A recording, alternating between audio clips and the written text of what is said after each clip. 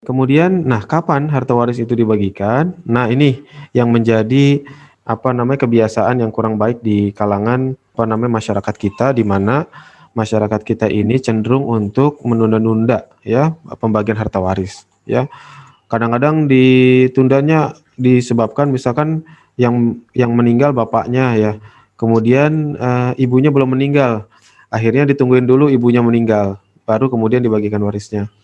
Tapi pada kenyataannya anaknya meninggal duluan gitu ya, karena ibu-ibu kadang-kadang umurnya lebih panjang ya, anaknya laki-laki pada meninggal duluan gitu. Jadi ini tidak boleh seperti itu ya. Kalau mungkin ditunda karena sebab-sebab yang syar'i mungkin masih dibolehkan ya.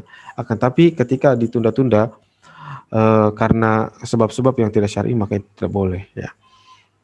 Misalkan ditunda-tunda karena ingin diputar dulu menjadi modal usaha ya. Ini biasanya anak paling tua nih, si sulung gitu ya, menguasai harta keluarga ya, dipakai dulu untuk modal gitu. Kebetulan pernah menemui kasus seperti ini, ternyata qadarullah usahanya malah bangkrut gitu.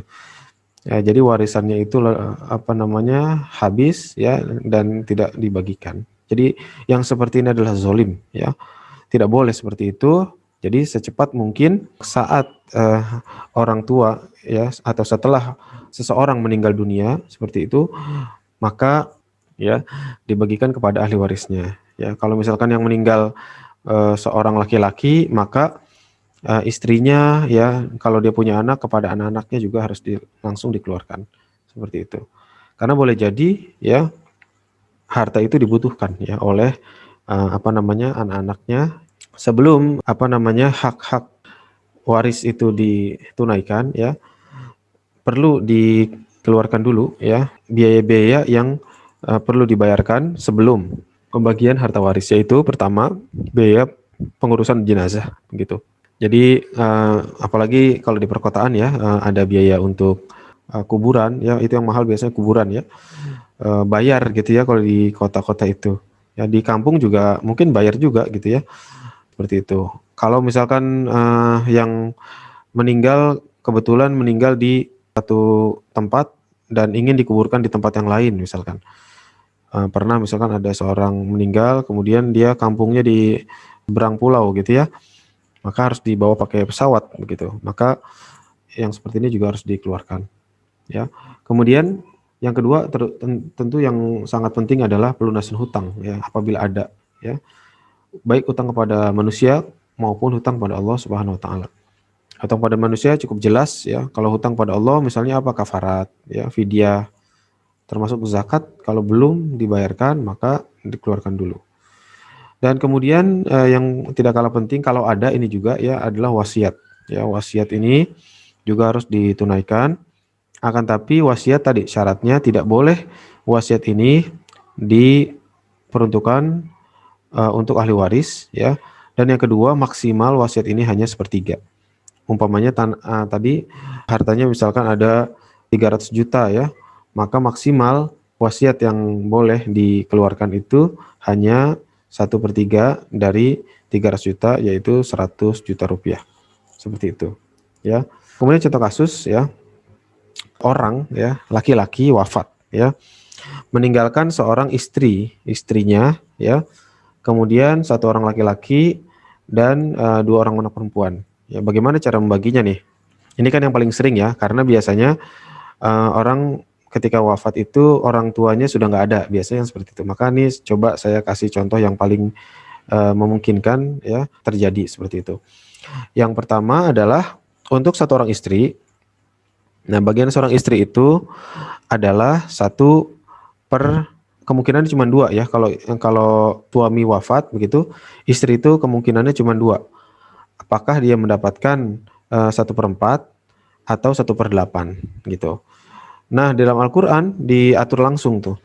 Kalau seorang istri itu punya anak gitu, atau yang suaminya itu punya anak ya, karena bisa jadi bukan anaknya dia kan ya.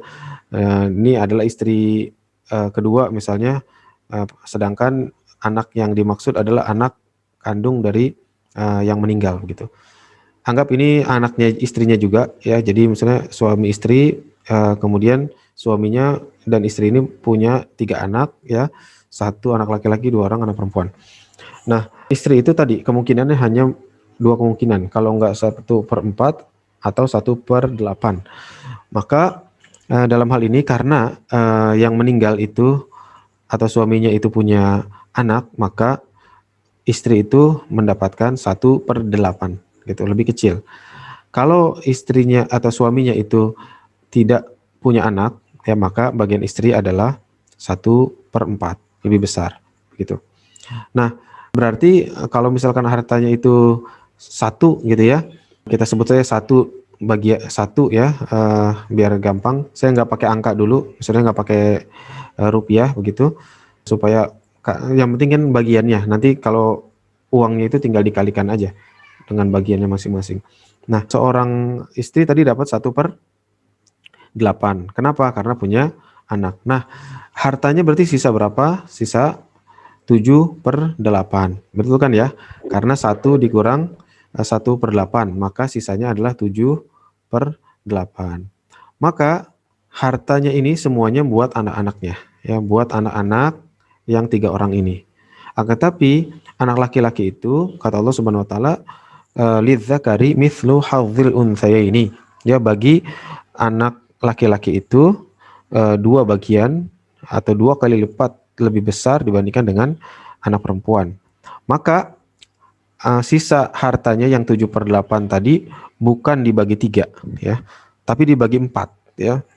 Jadi hartanya dibagi 4, anak laki-laki mendapatkan 2 bagian ya, sedangkan anak perempuan masing-masing mendapatkan 1 bagian gitu. Jadi posisi anak laki mendapatkan 2 bagian atau 2 kali lebih besar dibandingkan dengan anak perempuan.